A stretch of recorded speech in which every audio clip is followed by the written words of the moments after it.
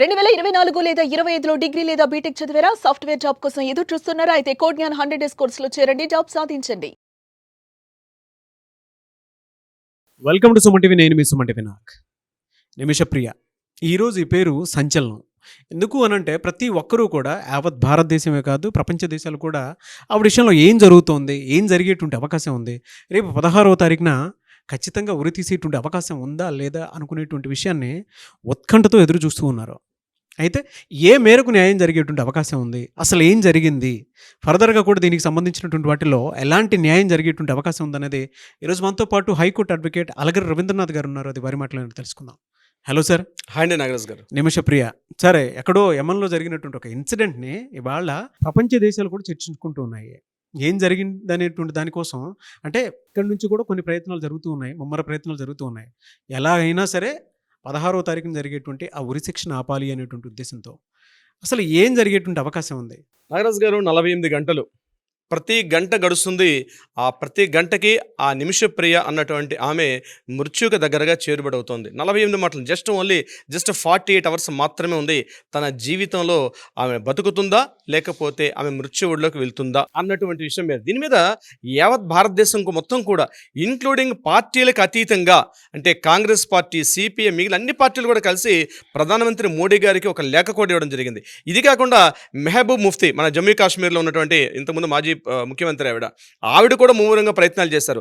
ఇదంతా కాకుండా ఒక ఉరిశిక్ష కాబోతున్నటువంటి ఒక అమ్మాయికి సపోర్ట్గా చాలామంది ఆమెను ఎలాగైనా ఆ ఉరికంబం నుంచి తప్పిద్దాం ఉద్దేశంతో సేవ్ నిమిషప్రియ ఒక కౌన్సిల్ ఏర్పాటు చేసుకొని మద్దతు కూడగట్టి, ఎవరైతే బాధిత కుటుంబీకుడు ఉన్నాడో మహమ్మద్ అబ్దుల్ అని చెప్పి ఎవరైతే ఈమె ద్వారా చంపబడ్డాడో అతనికి కొంత నష్టపరిహారం ఇస్తే, యమన్ యొక్క చట్టాలు చెప్తున్నాయిలాగా దాన్ని షరియత్ చట్టం అంటారు. షరియత్ చట్ట ప్రకారం దియా అంటారు, దాన్ని దియా ట్యాక్స్ అంటారు. దియా ట్యాక్స్ అంటే ఎవరైతే బాధిత కుటుంబీకుడు ఉన్నాడో ఆ కుటుంబుడికి కొంత నష్టపరిహారం ఇస్తే, ఆ బాధిత కుటుంబీకులు యాక్సెప్టెన్స్ ఇస్తే ఖచ్చితంగా ఈమెను ఉరికం నుంచి తప్పించే అవకాశాలు షరియత్తులో ఉన్నాయి. షరియత్ చట్ట ప్రకారం అంటే స్పెయిన్, పోర్చుగల్, అంటే కంప్లీట్గా ముస్లిం దేశాలు, Iran, Iraq, Saudi Arabia, Kuwait, Abu Dhabi, Yemen, ఇట్లాంటి అన్ని దేశాల్లో కూడా షరియత్ చట్టం అమల్లో ఉంది. ఇది కాకుండా యూరోపియన్ దేశాల్లో పోర్చుగల్, స్పెయిన్, జర్మనీలో కూడా కొంతవరకు పాక్షికంగా కొంత పాక్షికంగా అక్కడ కూడా అమల్లో ఉంది. అంటే ఈ దేశాల్లో వాళ్ళ షరియత్ చట్టాలు ఏం చెప్తామంటే, ఎప్పుడైనా నేరం జరిగేటప్పుడు ఉరిశిక్ష లాంటి కఠినమైన శిక్ష విధించే సమయంలో అటువంటి సందర్భంలో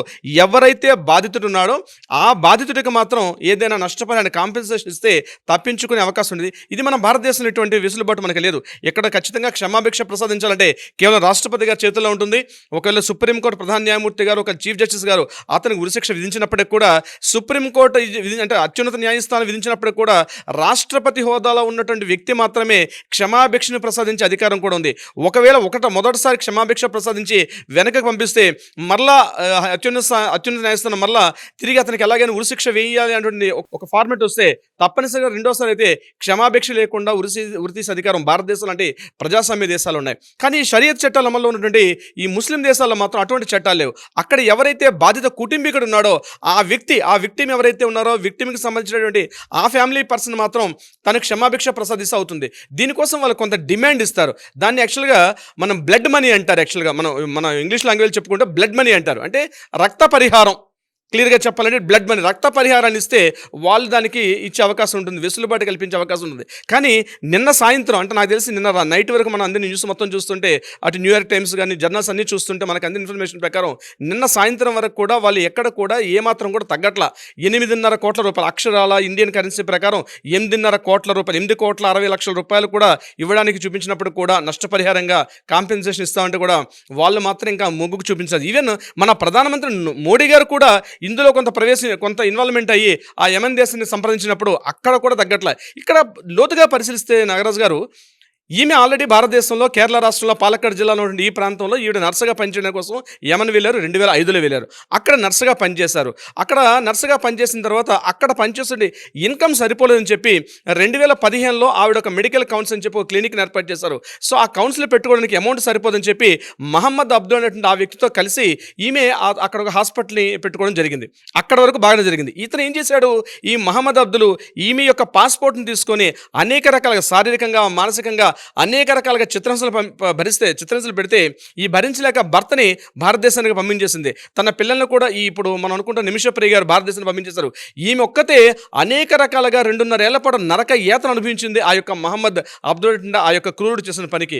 ఇక బాధను తట్టుకోలేక తనకున్న మెడికల్ టెర్మినాలజీ తెలిసిన తర్వాత కైటిన్ అని చెప్పి ఇంజెక్షన్ రోజు కొద్దిగా తన బాడీలో ఎక్కించి ఒకరోజు అతను చనిపోయాక ఆ బాడీని తీసుకెళ్లి వాటర్ ట్యాంక్లో పడేసింది. తర్వాత అందరికీ తెలిసిన విషయమే, ఆ బాడీ బయటికి లభించిన తర్వాత పోస్ట్ మార్టం చేసిన తర్వాత ఇది ఎవరు చేశారని చెప్పి వాళ్ళు ఉన్నటువంటి ఆ టెస్టులు చేసి మెడికల్ టెస్టులు చేస్తే ఈ మెల్లమెల్లగా స్లో పాయిజన్ ఎక్కించి అతను చంపించినట్టు తెలిసింది.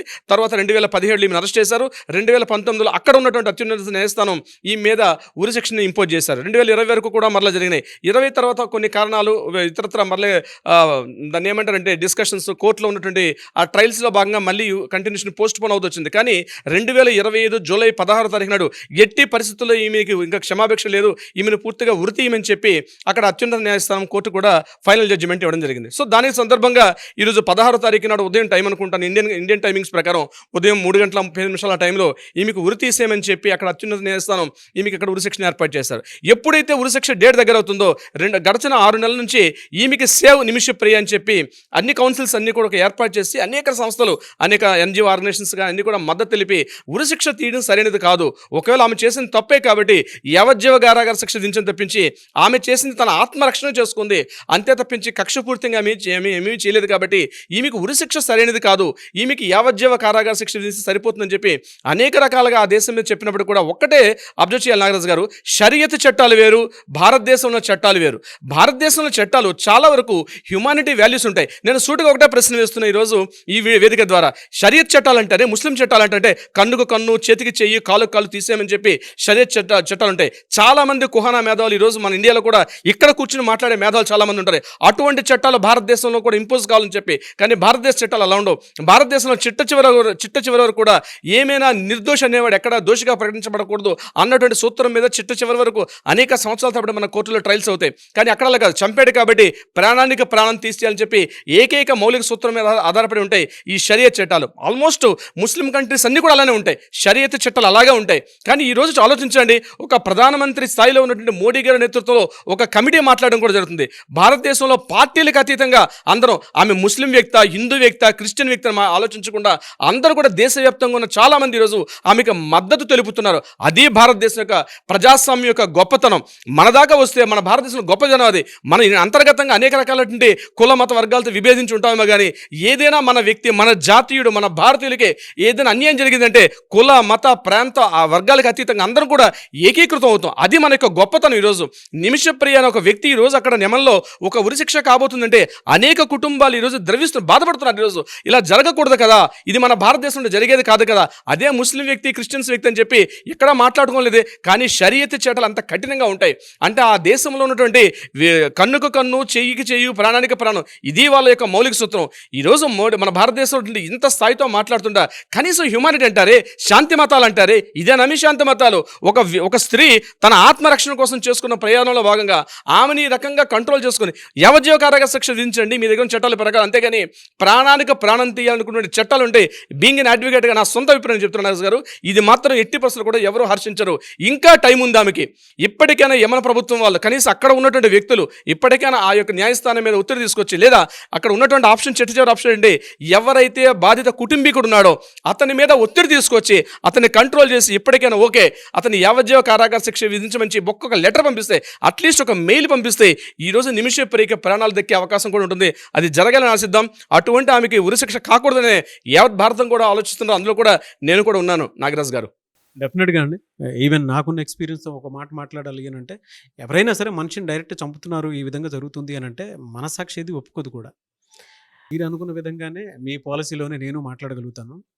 ఏదేమన్నా సరే యావజ్జీవ కారాగార శిక్ష అయితే ఓకే, కానీ ఒక మనిషిని తెలిసి కూడా ఈ విధంగా జరిగి తన ఆత్మరక్షణ కోసం ఈ విధంగా చేసుకుంది అనేటువంటి విషయం తెలిసిన తర్వాత కూడా తనకి ఉరిశిక్ష ఖరారవుతోంది అనేటువంటి విషయం తెలిసి ప్రతి ఒక్కరూ దీనికైతే సపోర్ట్ చేయాలని నేను కోరుకుంటాను. చూద్దాం ఏ మేరకు ఉంటుంది అనేది. ఎనీవేస్ థ్యాంక్ యూ అండి. Thank you so much Ravindranath గారు. Thank you so much Nagaraj గారు. సుమన్ టీవీలో మీ పర్సనల్ అండ్ బిజినెస్ ప్రమోషన్స్ కోసం కింది నెంబర్కి కాంటాక్ట్ చేయండి.